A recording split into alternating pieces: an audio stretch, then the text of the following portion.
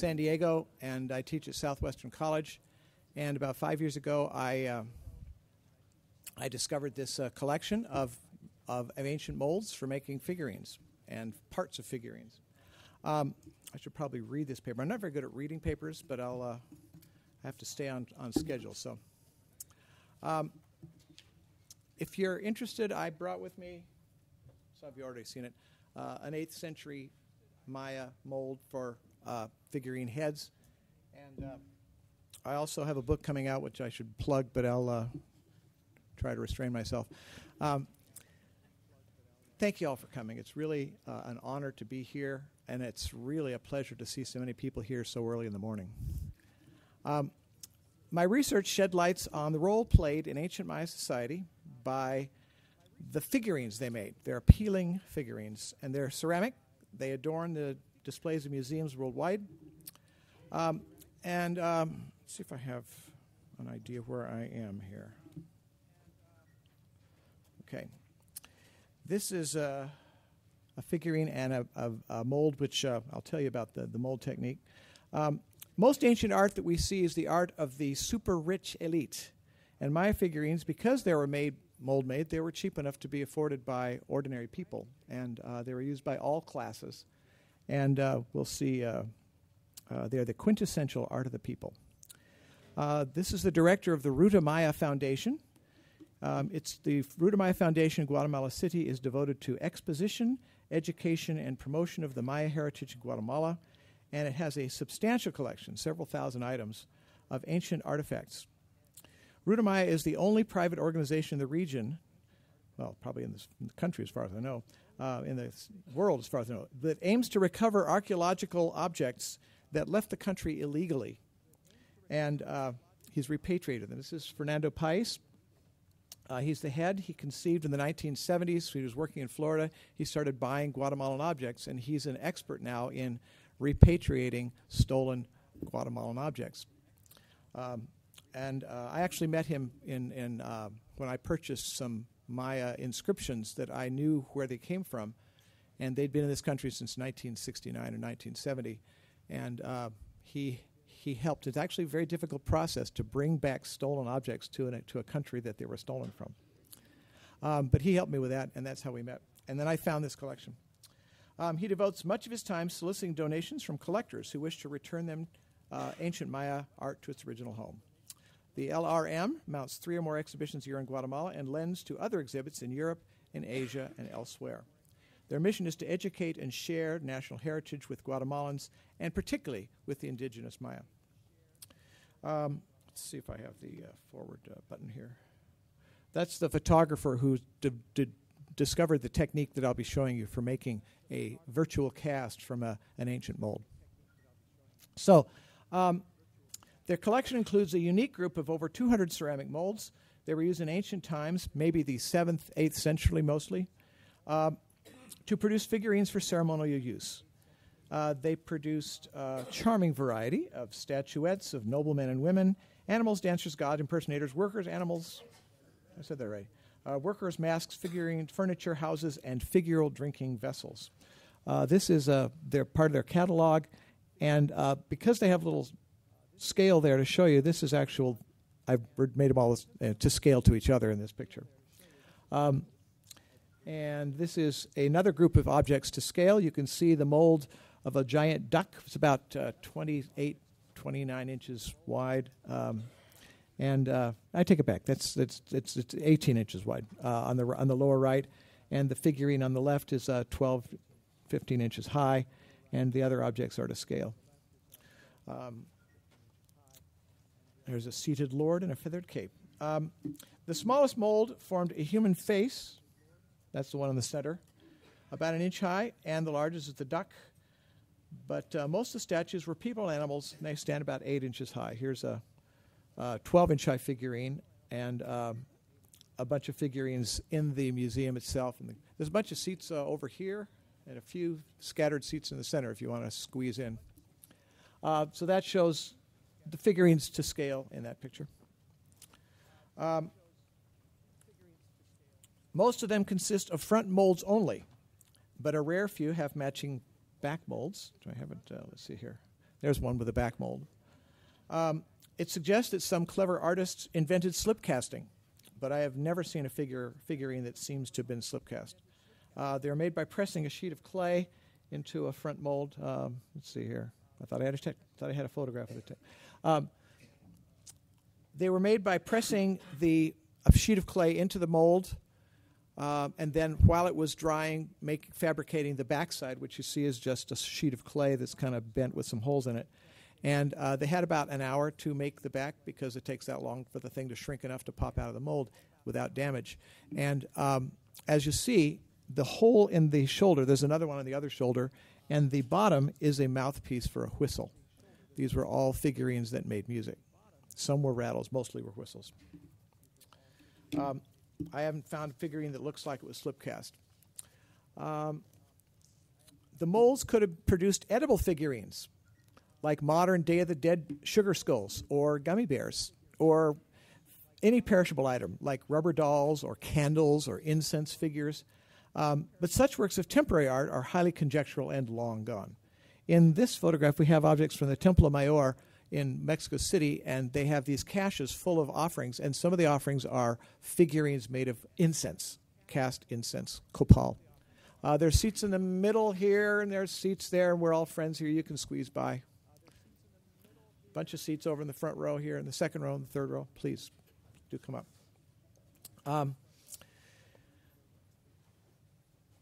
The mold-made items that do survive are ceramic figurines. They're whole and they're fragmentary. And let's see. Aren't you supposed to have only 15 words on a slide if you're showing a PowerPoint? This is a list of the figurines that have been found archaeologically that I was able to track down. 15,000 archaeological figurines found in various sites, and almost none of them were buried ceremonially. They weren't buried in tombs. They were buried in trash pits. And they were almost all broken. You can see the figurines on the left are the ones that they have enough left to classify what they were pictures of, and the rest are just so broken you can't even tell it's a hand or a foot or something like that. But anyway, there's about at least 14,000 that I was able to find in archaeological reports. And here's a little display at Mexico City Museum of Maya society. The kings at the top, the high nobles are second, and so forth, and the slaves are at the bottom, and some of the slaves look like they've been beaten. But again, all these figurines, you see, they're different sizes, different styles. Some have big faces and small bodies. Some have more realistic proportions. But there's lots of them. There's lots of them. The objects were made in large quantities, and only 0.25% of the figurines that have been found by archaeologists were found whole. So 99.75% were found in pieces or in trash. Some of them seem to have been deliberately broken. They're broken through the chest, for instance, in places where they don't break easily. The grave robbers have had better luck. Hundreds, thousands of Maya figurines are in the shelves of collections and museums. And as far as I'm concerned, from the standpoint of political history, this is more important. They enjoyed widespread use among ancient peoples. Unlike jade jewelry and feather headdresses and painted books and vases, sculptured monuments, grand palaces, and so forth, ceramic figurines were the art of the people. They were made inexpensively, they are distributed, they are broadly accessible, and today they're the most charming and down-to-earth ambassadors and artworks of the ancient Maya. And much of these figurines is unexpected. For example, they were not used like the Roman house gods. They call them lares. They graced household altars in Rome, but they were not used this way. We don't find them in households as far as I can tell. They weren't votive offerings buried with the dead, except in one cemetery, which we'll see. Let's see. The pretty ladies, like we see here, are much earlier. The Maya figurines are 8th century. These pretty ladies mostly go back to the pre-classic period, 1st century BC and so forth. And the one in the center is actually 8th or 9th century BC. And all of these figurines, the early ones, are fabricated. They're not mold-made. Let's see. There are some more pre-classic figurines. Aren't they cute? They're about 2-3 inches high. These were buried in graves. But the later ones that we're looking at were the mold-made ones were used as ceremonially and then apparently broken and sacrificed. Most of these figurines were effigy whistles. They were that hole in his shoulder is a whistle mouthpiece, and this guy is called a seated lord. He's quite a common type. Here's another one with a whistle mouthpiece visible in the back view. Here's another pair. They also were whistles. You can see that they're all wearing the same jewelry, similar headdresses, all made in various factories. That's a big shell that their guy's wearing. And here's a bunch of whistles shown with the whistle mouthpieces visible. Can you see them on the bottoms of these objects? Here's a couple more. 2 objects shown in front, bottom, and sides. Some of them have finger holes, so they were an ocarina. Some of them were rattles. Some of them were both rattles and whistles. The earliest mass-produced durable items seem to have been printed clay. In fact, it's true of every culture. This is a Cretan storage jar from 1600 BC, and you can see the design that said that the box shows the enlarged area, and you can see that the spiral was a printed object, printed from a stamp, and that the flowers, the rosettes, were also printed. And the jar is about this big, fairly. It's called a pithos, and these are Cretan. That's a Cretan seal on the left. The green thing on the bottom is the actual bead. It's a triangular bead with maybe it's 4-sided. It's a quadrangular bead with carvings, and the object in the top is apparently a monkey's head, and the 3 objects below it are part of early Cretan hieroglyphic writing, which is not deciphered.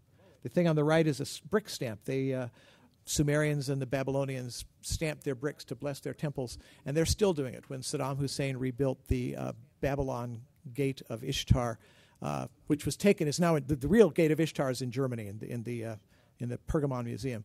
But the replica, which is standing on the site of Babylon, has bricks stamped with Saddam Hussein's name on them. This is the technique they seem to have made. They made a pattern very carefully. I find that it's best to put details in after the clay dries, when it's greenware, and you can scrape it and sculpt it like stone. And then you fire it, and then you make the mold. So they have the pattern's called the patrix, the mold's called the matrix, and then you use the matrix to manufacture the figurine. So there's a soldier wearing a bone necklace in figurine. Let's see now. Since manufacturing a figurine with ceramic molds takes an hour or so per item, perhaps we should not be surprised to find multiple molds made from the same pattern. This is a lady holding what looks like a doll, and the figurine on the left, the mold is on the left, and the virtual figurine on the right is from it, and this is another mold made from the same pattern. There's actually 5 of these molds in this collection. So they had at least 3 of one size and 2 of different sizes of this, whatever this lady represents. The pattern itself could be carved of wood or bone or jade. I found a mold that makes toads that was likely pressed from an actual amphibian. This sad practice continues today for making plastic bats and lizards and things. You can find them in kids' stores. They're so perfect, it's like they were cast from a dead lizard. Hopefully dead. Some patterns were carved in ceramic, luckily.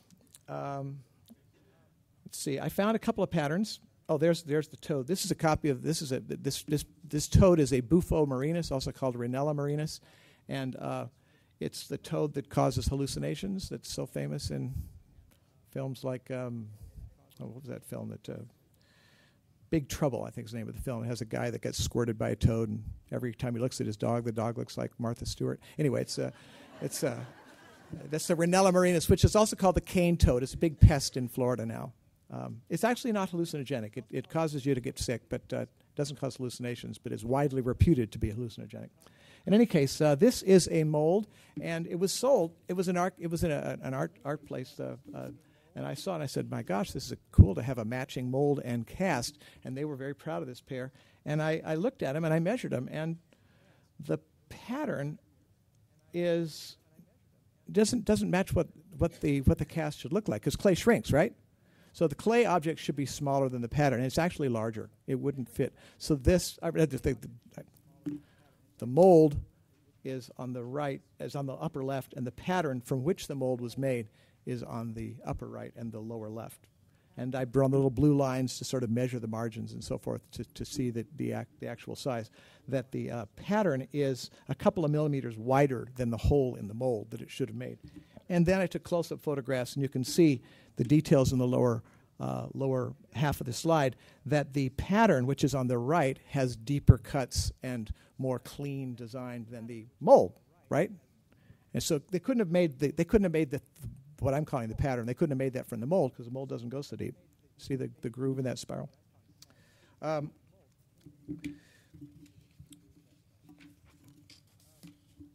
Art historians sift figurines into 4 categories. Type 1, which is the most common, is the kind that we've been looking at. They're fully molded fronts and fabricated backs that tend to be plain. All of them, or nearly all, are either whistles or rattles. And 90% of the molds that I saw, there's 200 molds in the Rudamaya collection, and 90% of them were Type 1 figurines. Type 2 of the figurines are crude. They're clearly handmade. They're peasant figurines. We're not going to talk about them. Type 3 are the ones where they cast only the face and fabricate all the rest, the arms, the legs, and so forth. They're the most expensive. There's a Type 4, which is just a fancier Type 3. Let's see. So there's a view of the pattern, and it has a little handle so that you can pop it out of the mold. That's one of the ways to spot these things. It's a figurine without a whistle inside, but a handle. Here we have type 3 or Type 4 figurines. These were found, the one on the left is found archaeologically at Palenque, and I think the head is the only part that's cast in a mold, and the same with the figurine on the right. It's easy to tell. You guys are potters. Can you see the marks all over the left side that they're made by hand?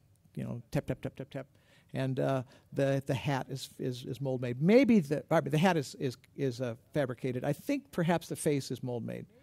And the gal on the right, on the other hand, is pressed from a single front mold. Here's the lower part of the seated lord. You can see that the design on the bottom is fabricated. Somebody drew that in there. And the hands are fabricated, and the fingers, and the beads on his neck. But his face is mold made. And I believe his headdress, that big fan of feathers, is also pressed from a mold. Come on. Here's a lady painted with a little bit of that color called Maya blue. It's palygorskite clay mixed with indigo, and something in the chemical combination of palygorskite and the indigo makes the indigo a permanent color. Indigo's blue gene dye, right? And we all know the blue genes fade. But it's the only place where indigo lasts is in this Maya blue color. She's press molded. You can see her hands are attached to her body. Her face is press molded. All those designs on her chin were done in the pattern. However, I think that her hair was marked after they pulled it from the cast, from the mold to make, and the headdress itself is fabricated. The one place where people have found figurines in tombs is in this little island of Haina. You can see it's way up in the coast of Yucatan, and the island itself is, 400 meters long. It's quite small, and some thousands of figurines were dug up there by grave robbers, and then the archaeologists took it away, and they found about 300. This is a photograph of it. You can get to it now. Up until about 5 years ago, you weren't even allowed to visit it, but now you can ride up on a bicycle. I think a bicycle. Is this thing working? Oh, using the. Where's the pointer? There it is.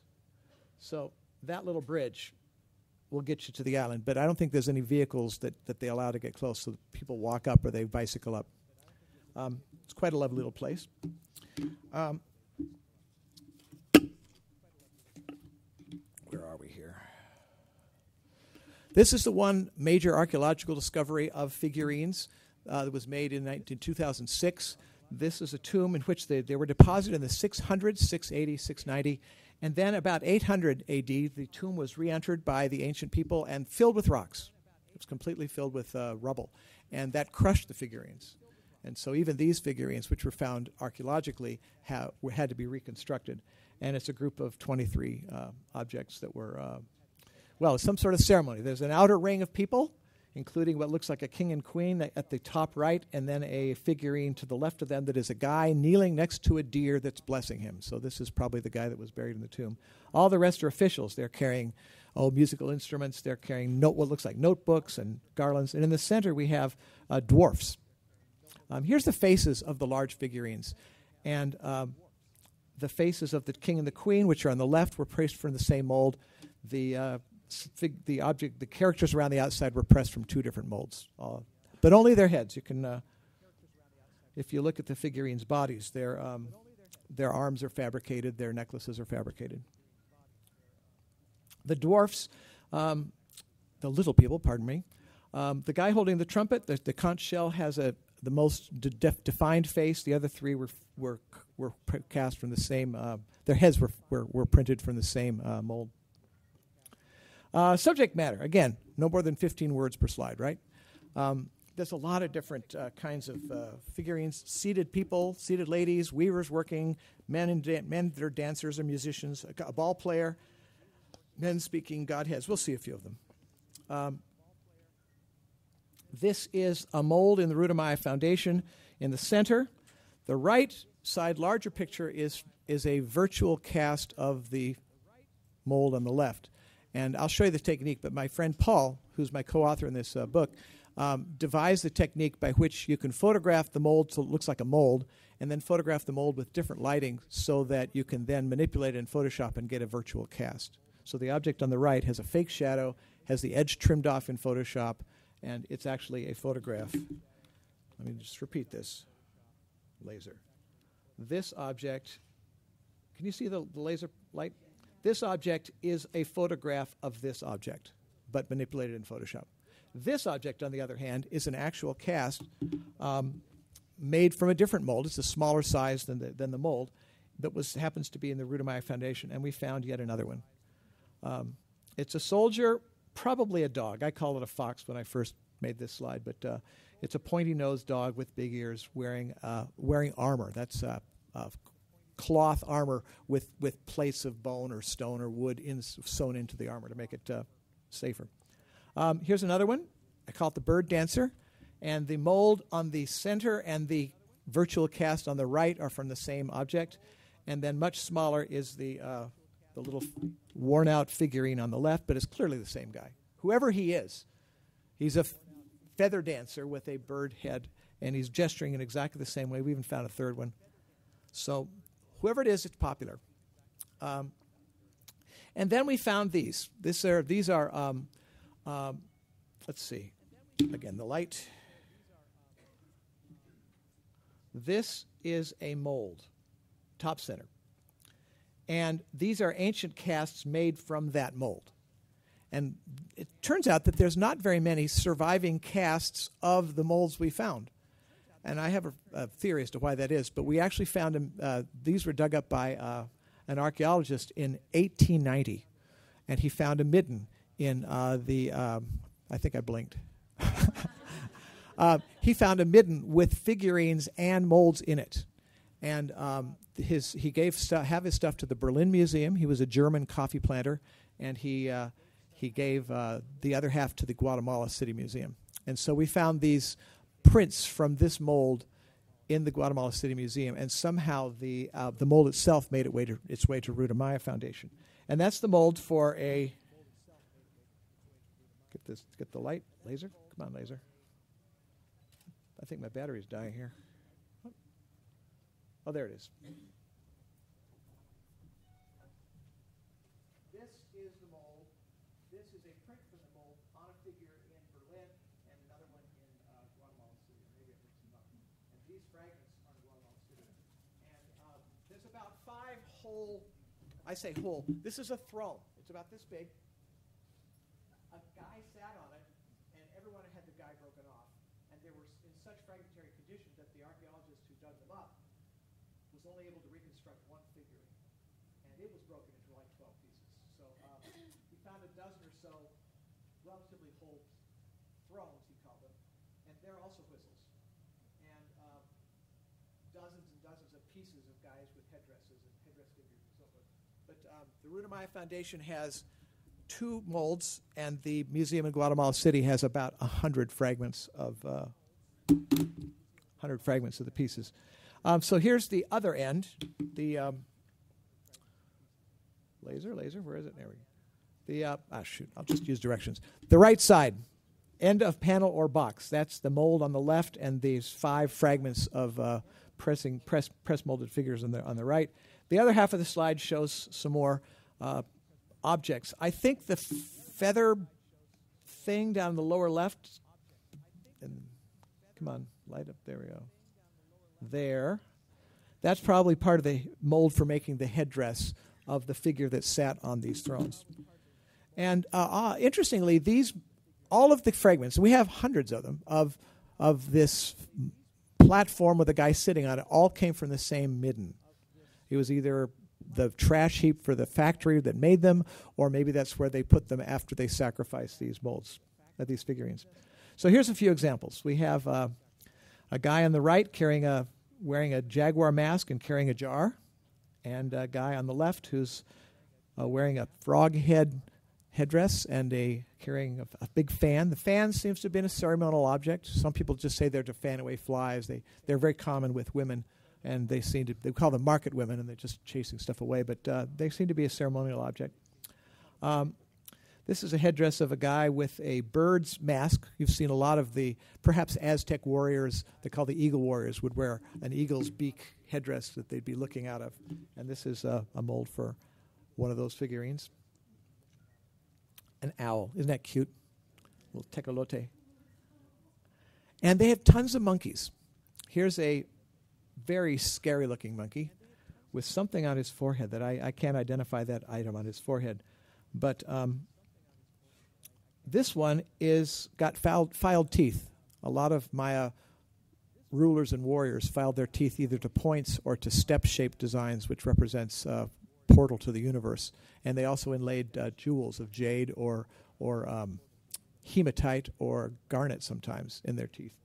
But anyway, this guy, I want you to notice the rings around his eyes, those little bulging shapes, looks like crescents on either side of his eye. This guy has them too. I call this the monkey with the bow tie. And what they are is spider monkeys. That's the markings that are around their eyes, their natural markings. Let's see. This lady, on a painted vase from, I think from El Peru in Guatemala, that's her name on the left. And you can see that her name, the upper part of her name, shows a woman's face with 3 eyeballs on her head. Those are, trust me, they're eyeballs.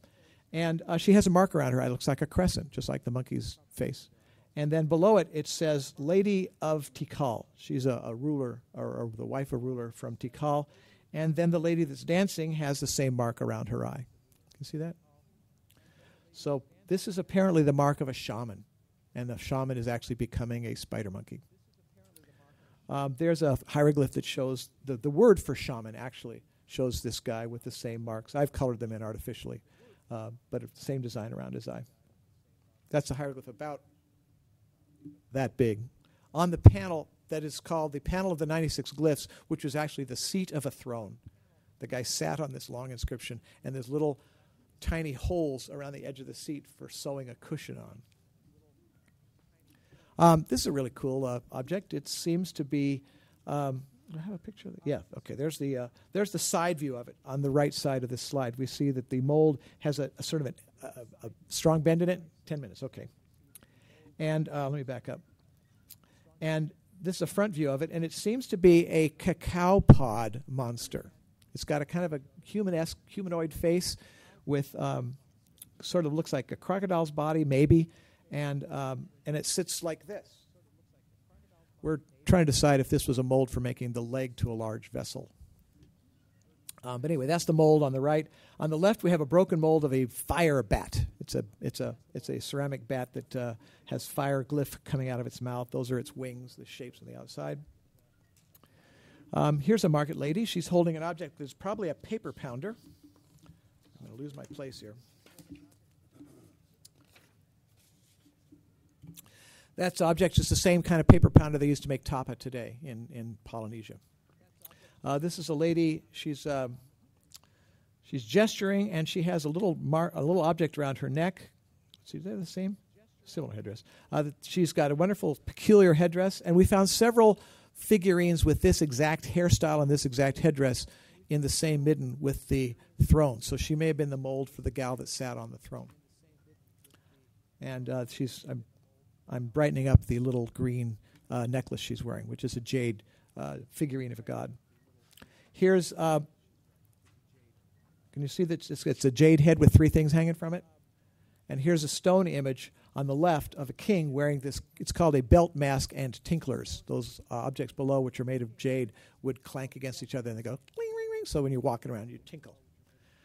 Plus, they'd have this, the feathers making the shh sound. So kings were walking musical instruments. And on the right, we have an actual belt mask assemblage. So a jade, what should I say, mosaic would be put together.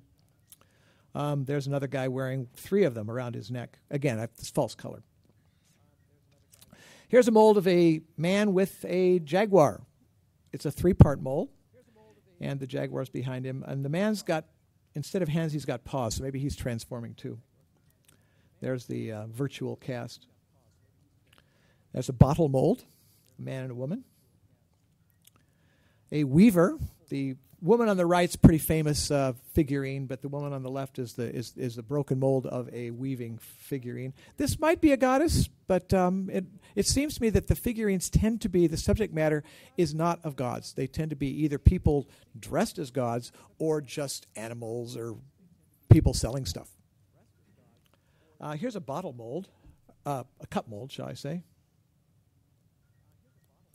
I thought I could just hold this down and do an animation, but it's a press mold that makes 4 hieroglyphs on the side of the vase, and those are calendrical hieroglyphs. They're actually parts of the days, they're months of the year, 4 of the 20 months, 18 months. And here's another cup mold. And you notice that one of the faces is right on the seam of the cup mold. That makes it easier to pop out of the mold. Here's the head. We have 2 molds of this guy, and we have one actually cast of this person wearing a feather panache or something on top of his head. This is probably, I'm guessing it's a sugar cone or something that molds something to set on top of an altar and set on fire. I'm just basing this on what the Egyptians did. This is a mold of a house. There's the 2 roofs, and that's the print of the guy dancing with hieroglyphs on either side of him and the roof comb. It's about this big. There's the other side with a god's head, and the ends with some hieroglyphs, and the other end, the same hieroglyphs facing the opposite direction.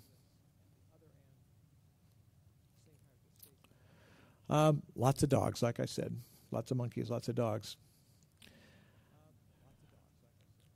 Here's a mold. You can see that it must have been a multi-part mold because there's a bend at the ear. Can you see that? Here's what it casts into. There's what it actually would cast into, but I just wanted to see how they match. Here's a dog with no head and no tail. It's probably a trust dog, maybe a dog that's being sold for meat. I don't know. It's either that or a dog taking a poop. But anyway, here's the guy that I showed before. He's a soldier. He's dressed in armor with a necklace that consists of bones. You see little bones there. And then these are pods of cacao. So he's wearing 2 sacred objects in a necklace around his neck. And this is an actual jade necklace from the tomb of Pakal, the great king of Palenque.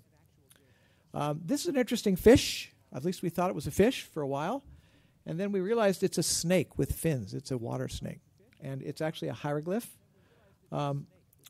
It's the word for a year in hieroglyphic dates. It's a snake's head with in fact, its tail. Its tail, it has a little fish eating its tail. That's a tiny fish tail on the end. Come on. Here's a painting of it on a vase. This is a rollout painting of a vase covered with stucco and this post-fire paint. The same fish with the same snake with a fish on its tail. And it also has a headband of a water lily, and the lily flower is being nibbled at by another fish. Can you see that up there?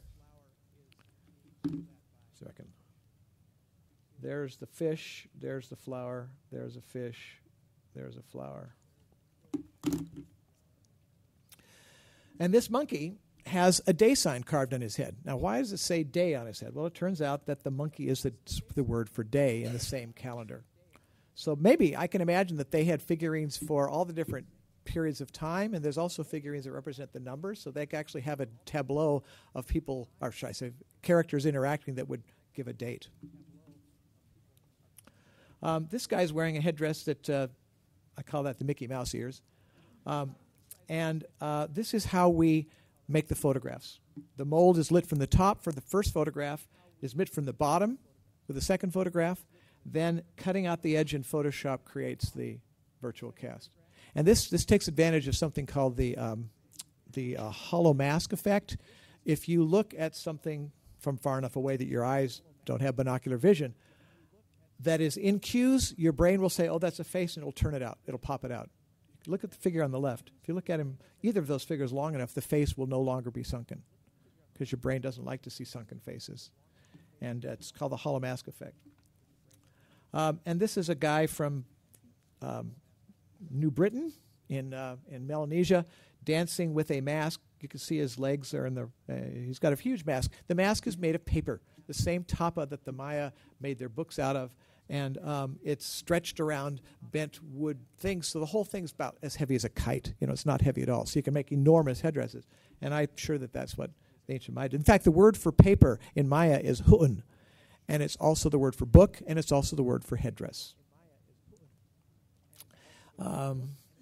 This is just a very cool vessel of the kind that only rich people could afford. And you can see that I think the face was cast, and maybe the face inside the mask was cast, and I think the jaguar's head was cast, and probably the relief jaguar was also cast from a pattern. That's it.